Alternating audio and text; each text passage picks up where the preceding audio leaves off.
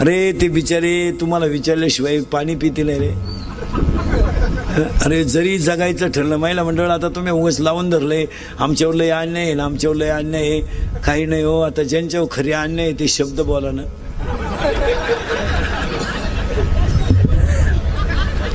सरकार तुमच्या बाजूनं, कायदा तुमच्या बाजूनं, सगळं तुमच्या बाजूनं. आमची वांग्यातली गंमत झाली भाऊ. एक माणूस आमची बाजू घेईन. बरं बायकोला लय बोलावतं ती म्हणते मी कोर्टात जाईन. बाई काय बोलतो मीच खातो बोलणे. मग आता काय कर. नाही तर आता खरंच सांगा पुरुष मंडळी, आपल्या बायको इतकं आपल्याला अजून कोणी वाईट बोलेले का?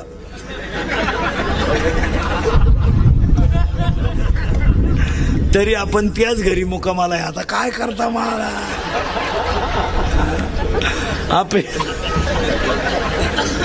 आपली बायको आपल्याला 2 पोरं झाल्यावर म्हणते तुम्हाला काही कळत नाही. आता काय बोलायचं. आणि आपणही कुशल म्हणतो खरं आहे बुवा. अरे आता काय. दुसरी गोष्ट घडणार आहे, दहावे आणि पुण्यतिथ्या बंद होणार. दहाव्याचं आता पॅकेज निघणार. लग्नाचं काय निघलंय पॅकेज, दहाव्याचं सुद्धा पॅकेज निघणार. बामणाला कावळाही तू चांद, भातही तूच शिजव, चप्पी तूच कर. तुला नाही कोणी भेटलं ज्याचं प्रवचन ठुलंय त्याची कर. चांगल्या चांगल्या बापांनी चांगल्या चांगल्या माणसांनी बापाच्या दहाव्याचे न्हायचे पैसे पडवले.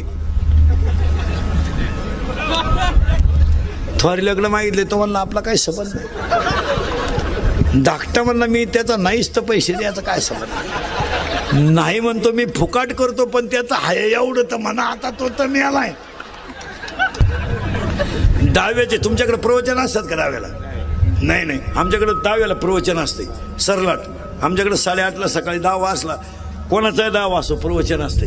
खाटावर ज्ञानेश्वरी ठेवून अर्धा तास प्रवचन असतं. कोणाचाही 10 वाजतो. दारुड्या बिवड्या बेवड्या बिवड्या माळकरी कोणी असलं तरी आमचा दानका तोच. हां तिकडे तुमच्याकडे नाही ते बरं आहे. मग तुमच्याकडे काय दहाव्याला गप्पाच असतील नुसत्या कावळा शिवेपर्यंत. त्या गप्पा हाणण्यापेक्षा आहे ना काहीतरी कार्यक्रम ठेवा. एखाद्याला 10 मिनिटं ज्ञानेश्वरीवर गाठ्यावर बोलायला हवा म्हणजे माणसं निदान नदीवर तरी तेवढं नीट ऐकतील. हो नाही तर दहावीचे आता सगळं बंद होणार आहे. काही नाही राहिले. हो 10वी बंद होणार आहे. तिसरी गोष्ट चमत्कार. आणि शेतकऱ्याच्या पोरांना सांगतो हे क्वाटरी बिटरी प्यायचं आता बंद करा.